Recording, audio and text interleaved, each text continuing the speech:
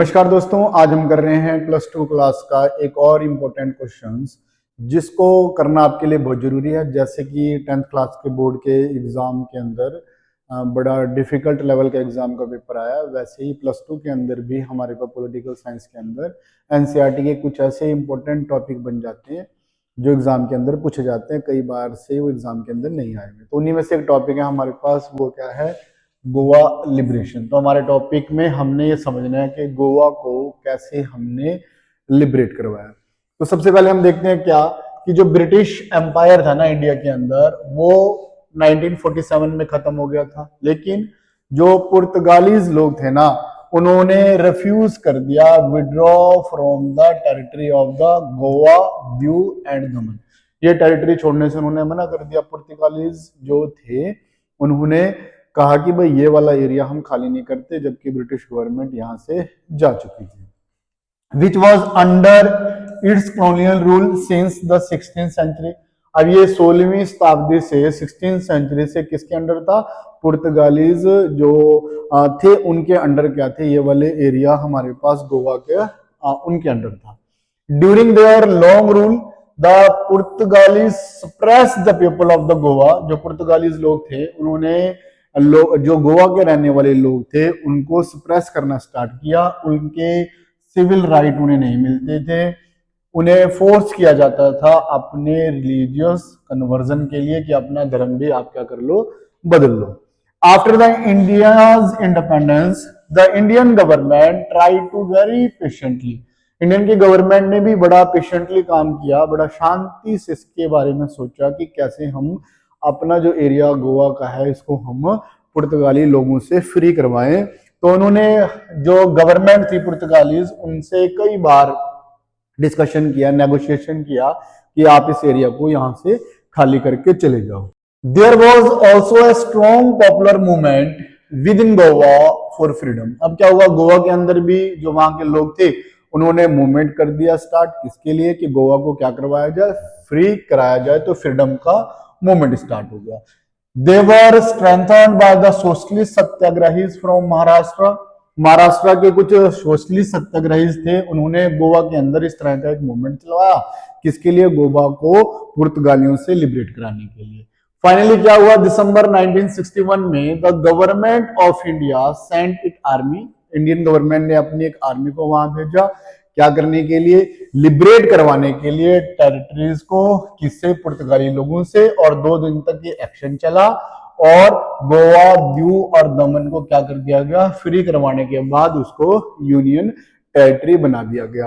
तो ये जो मूवमेंट था दिसंबर 1961 में, इसको किस नाम से जाना जाता है? ऑपरेशन विजय के नाम से जाना जाता है। जिसको क्या बोलते हैं? इसको ऑपरेशन विजय। जो इंडियन गवर्नमेंट ने जो एक्शन वहां पर किया था उसको ऑपरेशन विजय बोलते हैं। तो ये क्वेश्चन पूछा जाता है 1 मार्क्स का, ऑपरेशन विजय किससे रिलेटेड है? तो ये गोवा के लिबरेशन से रिलेटेड है। अब अनदर कॉम्प्लिकेशन वहां पे क्या क्रिएट हुआ, जो महाराष्ट्र गोमांतक पार्टी थी ना, उसने ये डिजायर किया कि Goa as a Marathi speaking area, जो वहां का मराठी स्पीकिंग एरिया है ना गोवा का, should be merge with Maharashtra. उसको क्या कर दिया जाए? महाराष्ट्र के साथ मर्ज कर दिया जाए।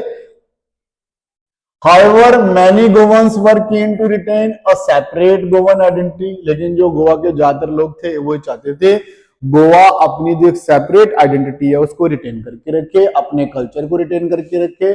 पर्टिकुलरली जो कोंकणी लैंग्वेज है ना उनकी, उनको वो प्रिजर्व करके रखे। इसका मतलब क्या है? गोवा के लोग ये चाहते थे कि उनकी आइडेंटिटी को अलग ही रखा जाए, उन्हें किसी के साथ मर्ज करने की जरूरत नहीं है। They were led by the United Goan Party। अब जो ये लोग चाहते थे कि गोवा की अपनी आइडेंटिटी होनी चाहिए, अपना कल्चर होना चाहिए, तो इसको कौन लेड कर रहा था? United Goan party, UGP. Next है कि जैन 1967 को सेंट्रल गवर्नमेंट ने एक स्पेशल ओपिनियन पोल करवाया, Goa asking people to decide if they wanted to part of Maharashtra और रिमेन सेपरेट। अब क्या हुआ, एक जब यहाँ प्रेशर बनना स्टार्ट हुआ कि गोवा को क्या कर दिया जाए? महाराष्ट्र के साथ मर्ज कर दिया जाए। तो इंडियन गवर्नमेंट ने भी क्या किया, 1967 में एक ओपिनियन पोल करवाया। तो इस ओपिनियन पोल के अंदर क्या किया गया, वहां की पब्लिक से ये पूछा गया कि क्या आप महाराष्ट्र के साथ मर्ज होना चाहते हैं या सेपरेट रहना चाहते हैं। एक रेफरेंडम लाइक प्रोसीजर को अडॉप्ट किया गया, क्या करने के लिए, लोगों की विशेष को जानने के लिए इस इश्यूज के ऊपर। अब ये इशू मैंने अभी आपको बताया क्या इश्यूज था। The majority of the voted in the favour of remaining outside of the Maharashtra, majority of लोगों ने किस लिए वोट किया कि वो महाराष्ट्र से आउटसाइड रहना चाहते हैं, बाहर रहना चाहते हैं, अपनी सेपरेट आइडेंटिटी चाहते हैं। Thus, Goa continued as the union territory, Goa को क्या कर दिया गया, एक यूनियन टेरिटरी बना दिया गया। और फाइनली क्या हुआ, 1987 के अंदर Goa became the state of Indian union, Goa क्या बन गया, इंडियन यूनियन का एक स्टेट बन गया। अगर हम चलें इस समय चीफ मिनिस्टर कौन है एट प्रेजेंट हमारे पास 2026 के अंदर, तो ये डॉक्टर प्रमोद सावंत जो है वहां पर हमारे क्या है चीफ मिनिस्टर है, कहाँ के, गोवा के। तो ये था बहुत इंपॉर्टेंट क्वेश्चन है, जैसे मैंने अभी आपको बताया कि एग्जाम के अंदर कुछ भी पूछा जा सकता है जो आपकी एनसीईआरटी की बुक में है। तो एक बार एग्जाम के पॉइंट ऑफ व्यू से बड़ा इंपॉर्टेंट क्वेश्चन हमारे पास बनता है, जिस हिसाब से बोर्ड के पेपर आ रहे हैं उस हिसाब से क्वेश्चन में हमारे लिए बहुत बहुत जरूरी है।